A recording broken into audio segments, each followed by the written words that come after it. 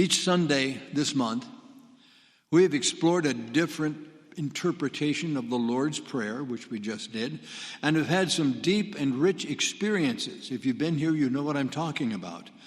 And I want to begin this morning, this Christmas Eve season, with the first two lines of the first two versions we explored. They are, Father, Mother, from whom the breath of life comes, who fills all realms of sound, light, and vibration.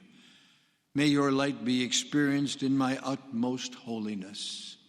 Sounds a little bit about what you talked about, doesn't it, Gina? Yeah. And how about our Father, who art in heaven, hallowed be thy name. What great beauty in those words. Contained in both of those passages is the idea of the light of the divine being expressed through us and having that light be useful. And what better way to have our light shine in a useful way than to share our gifts with each other and with the world? So, breaking tradition, I want to share a story with you this morning. If I had milk and cookies, we could really consider this story time, but of course those are being saved for Santa. Boy, we'll have to do an abbreviated version of story time, but settle in and listen. Centuries ago, in a land far from here, a baby boy was born. From the time he was in the womb, he could feel his heartbeat, and he loved how it would be in sync and in rhythm with his mother's. And when he was born, he came out banging his hands in the air. He kept his hands banging throughout infancy and into his toddler years. And one day, his uncle said, "Why, give that boy a hammer. He wants to be a carpenter." So they gave him a hammer. But it was too heavy and too hard. So the little boy didn't like it. He put it down and kept on banging into the air the beats he heard in his heart and in his mind. One day, off in the distance, he heard something. Something he had never heard before, but immediately it called to him. He had to know what it was, so he ran and ran in the direction of the sound to find out where it was coming from. And as he got closer to the sound, he came upon a man beating a drum with sticks. And his heart exploded with joy. He knew that was what he was supposed to do. He was supposed to beat a drum with sticks. So as children can do, he begged and begged and begged his mother and father to buy him sticks and a drum. And they, like parents eventually do, succumbed to the beseeching and bought him what he desired. He played morning, noon, and night. He learned so many intricate rhythms, and the more he played, the more his heart sang. And the more his heart sang, the better and better he got. Then, one day, word came to their village that a very, very special baby was to be born. The little boy's heart immediately said to him, "You must go play your drum for this baby. That will be amazing." So late one night, he left a note for his parents, wrapped his drum around his neck, and followed the North Star to where the baby was. Did you ever notice how when you go forth into an idea and you feel that certain spark, that enthusiasm within you, that it's almost like you're guided to where you're supposed to go? You don't even have to look. You just say, that's the place. That's where it has to be. That's where I'm supposed to be. And this is what I am supposed to do. I think every one of us has felt that surge of excitement. one time or another where we've said, I got it now. And it's wonderful. Well, the boy arrived in the morning to see people and animals, kings and holy men gathered around a baby in a manger. One by one, they were coming forward with gifts. He watched 3 kings come up and lay down really beautiful gifts, one at a time. The first was myrrh. What the heck is that, he thought. Everybody owed and awed, and the little boy felt something in his stomach he'd never felt before. He felt nervous and afraid. His gift, that which he was to share, suddenly seemed small and inadequate. And again, have you ever noticed how we can feel that way right before we share our gifts? We can think, oh, I shouldn't take this there. That's so just horrible.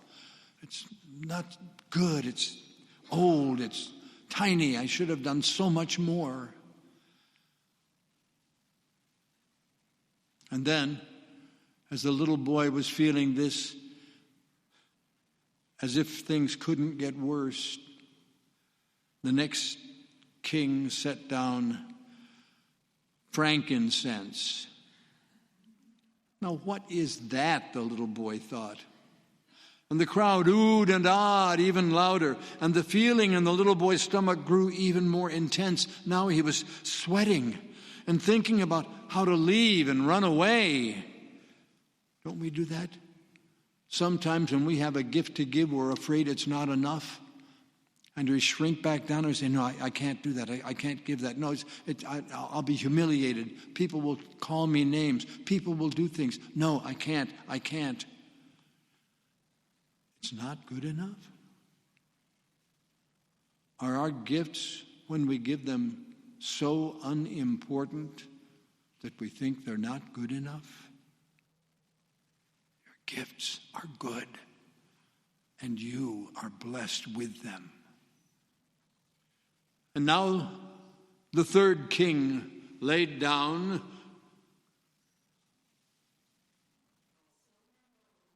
gold. Yes. Oh, you guys are up on it. Even the little boy knew what that was, and his stomach turned into a storm. He was now very, very clear that he was not going to play his drum. He had foolishly traveled so far. He should have known better. Who does he think he is? His gift paled in comparison to all of these. Then the newborn babe's mother looked at the little boy. She deeply looked at him, and slowly, with love in her eyes and in her heart, she nodded. The nod was almost imperceptible, but the little boy saw it and got the message. Without a word, she said, "Go ahead, offer your gift. It will be fine." So the little boy stepped forward. And as he did, the manger started to fill with whispering. Who is this boy? What's he going to do? Play that foolish little drum? Some giggled. Some sneered. But the little boy just kept looking at the baby, and he began to play. He was hesitant at first, but then the music started to take over. And suddenly, he was lost in the gift he was meant to leave, to share. Do you know what happened? Even the ox and the lamb kept time. All of nature felt the beauty of his gift. Then the true magic happened.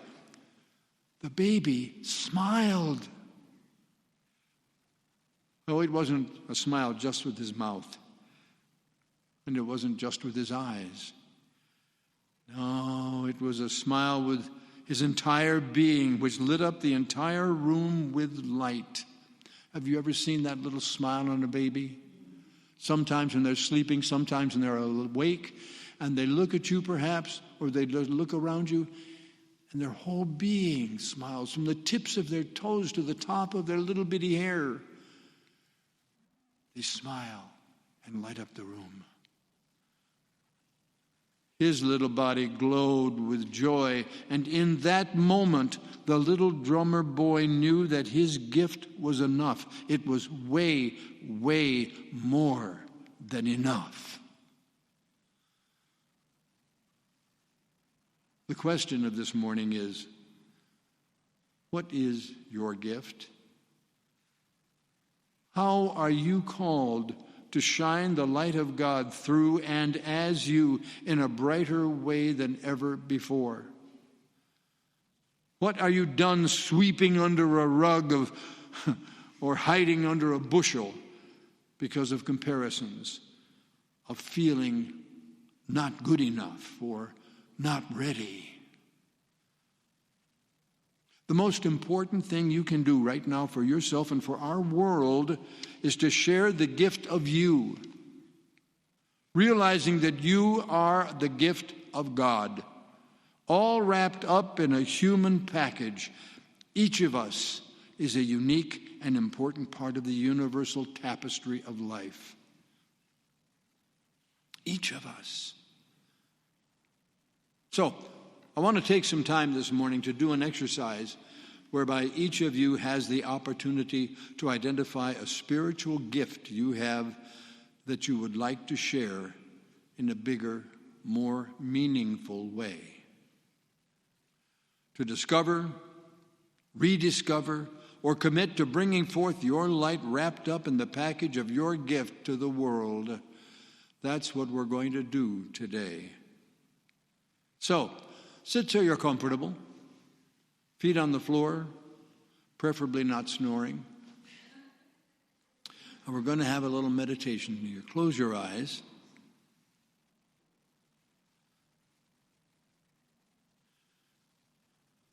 Take a deep breath. Realize the magnificent gift of life which this breath presents to you. Take another breath and feel your life come alive. Now I want you to look around you and imagine that there is a beautifully wrapped gift with a large golden bow on it. Inside that gift box is the light of God. Inside that gift box is the energy of God. Inside the box is the power of God. Inside the box is the love of God. Inside the box is the gift of God, and that gift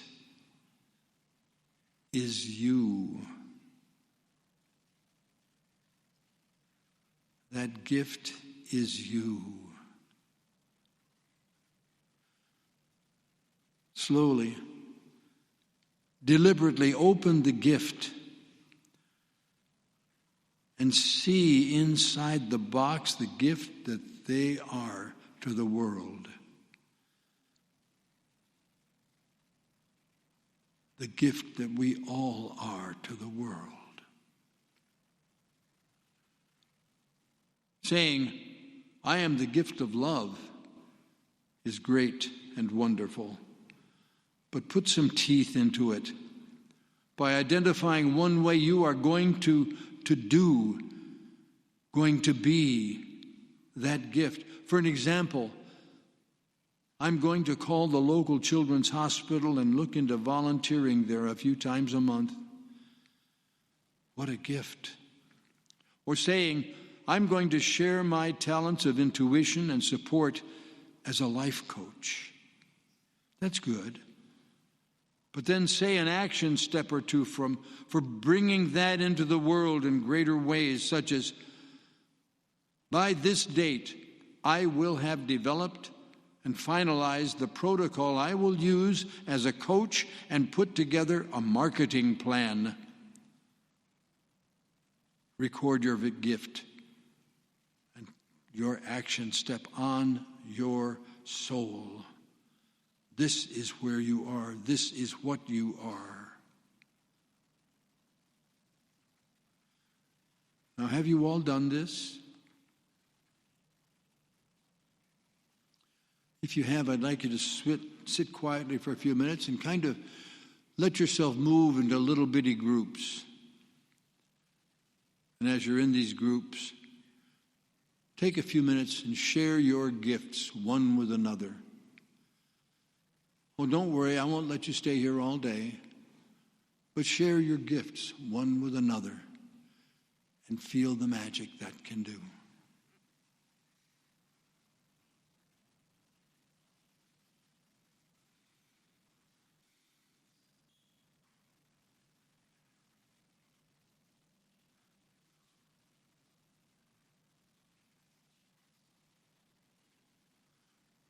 You are here to bring that gift. You are that gift. Let nothing defeat you or talk you out of it. You are that gift. And let yourself feel it in your heart. Let yourself know confidently that Spirit has given you as this gift to bring that light, that special something to the world. And like any gift, if you just put it away on a closet shelf, it will do no good to you or for you. That's what the gift you just identified this morning is like. If you leave here this morning and say, that was an interesting experience, and leave it at that, then you could have slept in today or done some last-minute holiday baking. Instead, I ask you, I urge you, I beseech you to bring the gift you identified here this morning out into the world, because the world needs the light of your gift. I'm going to say it again. The world needs the light of your gift.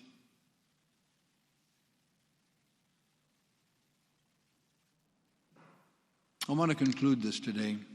It's been a short sermon, but I want to conclude this with a note from the universe. If it's not yet obvious to you, the real reason for this and all seasons is you. A more perfect child of the universe has never lived. Until now, only celebrations cloaked in myth and mystery could hint at your divine heritage and sacred destiny. You are life's prayer of becoming and its answer. The first light at the dawn of eternity, drawn from the ether, so that I might know my own depth, discover new heights, and revel in seas of blessed emotion.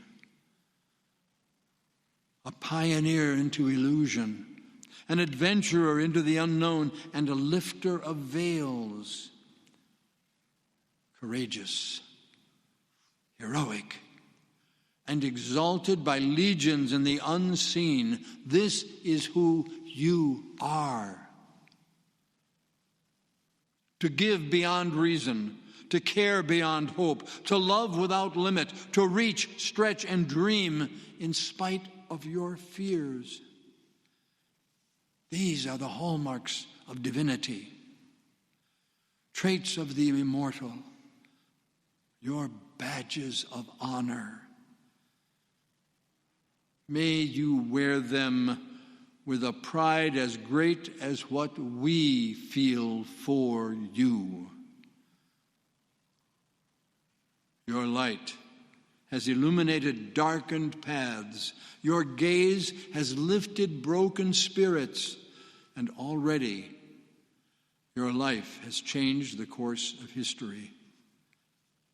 This is the time of year we celebrate you, bowing before greatness.